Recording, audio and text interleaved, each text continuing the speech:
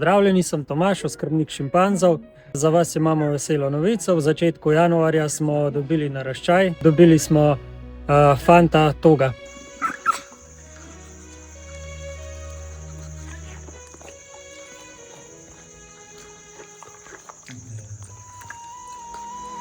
Vsako rojstvo je čudež v naravi, ki pa se seboj prinaša tudi določene rizike, tudi določene nevarnosti.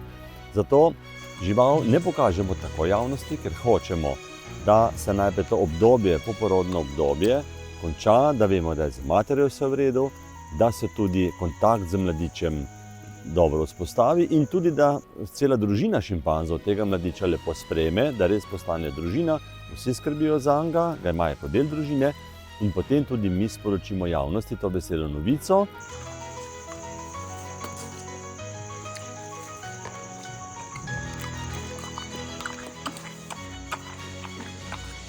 Vsak mladič šimpanza dejansko prinaša veliko veselje v živalski vrt, za veterinarja pa precej dodatne izzive. Šimpanzi so kot naši bližnji sorodniki zelo občutljivi tudi na razne človeške bolezni, od viroz, prehladov in tako naprej.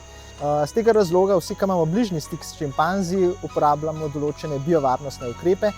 Se pravi, veterinarji, oskrbniki, vsi, ko pridemo na trening, uporabljamo maske. Prosimo tudi obiskovalce, da ko so v stiku s šimpanzi, imajo nek spoštljiv odnos do njih. Se pravi, da upoštevajo te varnostne ograje, tudi če so bolani, mogoče malo stran stopijo kakšen korak in na ta način preprečijo, da bi imeli kakšne dodatne težave zaradi tega.